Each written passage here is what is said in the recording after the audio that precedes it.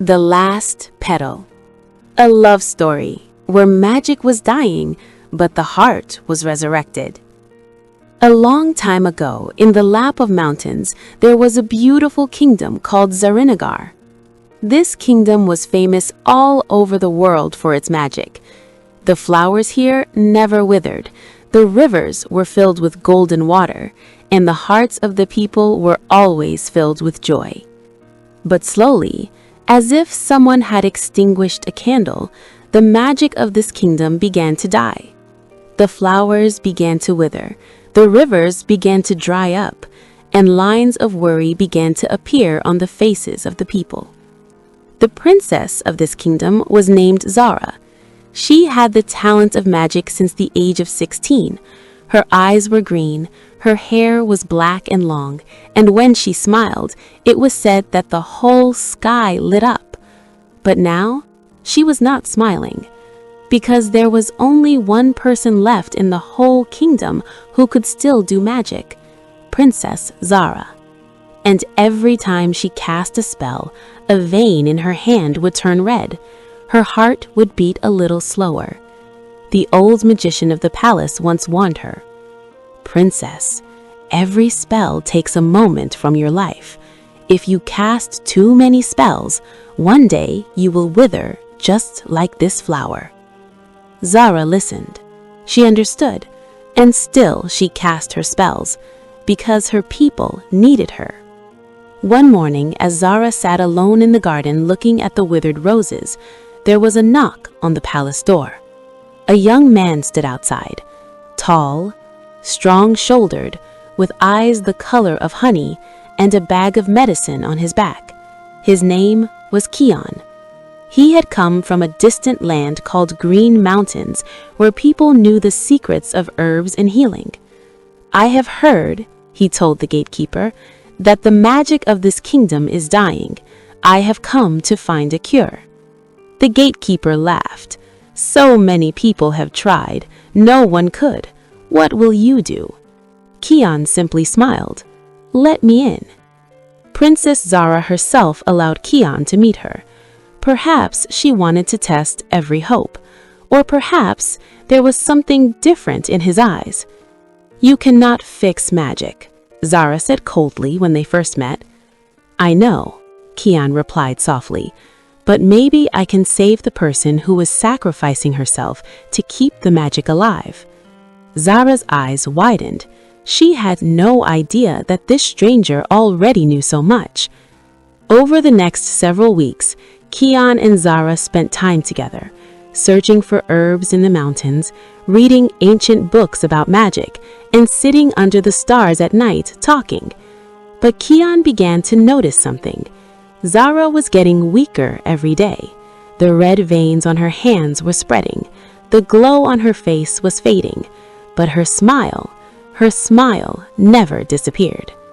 One evening, sitting beside the river, Kian asked her quietly, "Are you not afraid? You know that every spell shortens your life." Zara looked at her reflection in the water. "I am afraid," she said softly. "But if I stop, children will cry in the dark, old people will sleep hungry, and the farmers' fields will dry up." She looked at Kian. "It is better for 1,000 lives to be happy than for one of my life." Kian felt his heart grow heavy. In that moment, he realized something. He was falling in love with her, with the girl who was slowly burning herself for her people. And he silently promised himself, "I will not let you die like this." Months later, while studying a very old book, Kian found something, a forgotten secret. The magic of Zarinnagar is not dying, it is sleeping. Every 100 years, magic must drink the spring water from a mysterious lake on the mountaintop. Once it drinks this water, the magic is reborn. But the water can only be brought by someone who loves selflessly. Kian immediately went to Zara. Zara looked worried. "That mountain is very dangerous, Kian. Whoever goes there never comes back." "I will go," Kian said. "No," Zara grabbed his arm. I don't want you to. Kian gently looked into her eyes. Not because of you. For you. There's a difference. Something stirred inside Zara's heart, a feeling she had never known before. In the end, they went together. Kian would not let Zara go alone, and Zara would not let Kian go alone. It was a 3-day journey, rocky paths, strong winds, and violent snowstorms. At night, they sat beside a small fire. Kian told stories of his homeland, and Zara laughed, a laugh Kian never wanted to lose. On the second night, the cold became unbearable. Kian placed his cloak over Zara's shoulders. You will feel cold, Zara said. Kian smiled. No, you were. Zara said nothing, but for the first time in her life, she felt something strange. Someone cared for her, not because she was a princess, not because she had magic, but simply because she was Zara. On the third day, they reached the lake. The water was deep blue, sparkling like the night sky. The moment Kian touched it, it glowed with golden light. It is the symbol of selfless love, Zara whispered. Kian filled a small flask with the water, and they began the journey back. But on their way home, disaster struck. A village on the path was burning. People were screaming. Children were trapped inside houses. Zara stopped. She looked at the fire, then at Kian. Zara, no, Kian shouted. You have already done too much magic. Your heart cannot take it. But Zara had already raised her hands.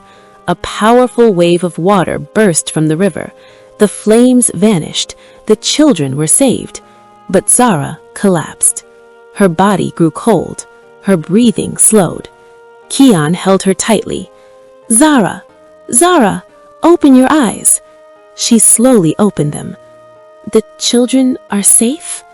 Yes, Kian whispered. They are safe. Zara smiled gently and closed her eyes. In panic, Kian opened his bag. He looked at the flask filled with the magical lake water. This water was meant to save the kingdom's magic, he whispered. But what is a kingdom without Zara? Without hesitation, he placed it to her lips. For a moment, everything was silent. Then, slowly, the red veins on Zara's hands disappeared. Her cheeks turned pink. Her breathing grew stronger. She opened her eyes. Kian! Tears filled Kian's eyes, but he was smiling. I'm here. You used the water on me? Zara whispered. That water was meant to restore the kingdom's magic. Kian shook his head gently. When you are alive, the magic will return on its own. He smiled softly. The book said something else too. Magic lives inside the person who uses it. If the heart is alive, the magic is alive. Zara slowly stood up. The sunlight fell on both of them. Villagers watched from a distance. Kian, Zara said softly, you came here to fix the magic. Kian looked at her.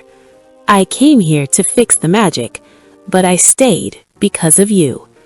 Zara's eyes filled with tears, not tears of sadness, but of love. When they returned to Zarinnagar, something miraculous happened. The withered flowers bloomed again. The dry rivers began to flow. The sky turned bright blue, and the air smelled of fresh roses. The old magician ran to Zara. Princess, a miracle! The magic has returned. Zara looked at Kian and smiled. It is not a miracle. It is simply a heart that has changed, and when a heart changes, the world changes.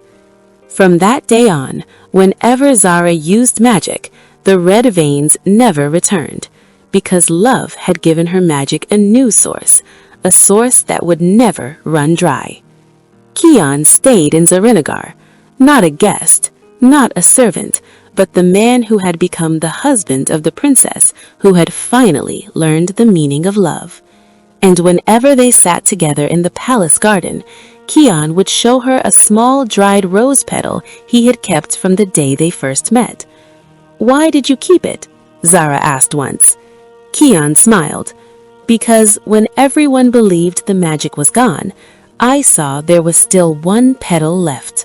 And as long as one petal remains, hope is never lost. Zara smiled. That smile people once said could light up the sky. And this time, the sky truly did, because one truth had proven itself again. Where there is love, there is magic.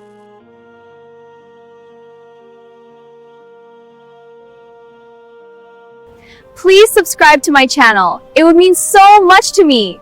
Thank you for your support.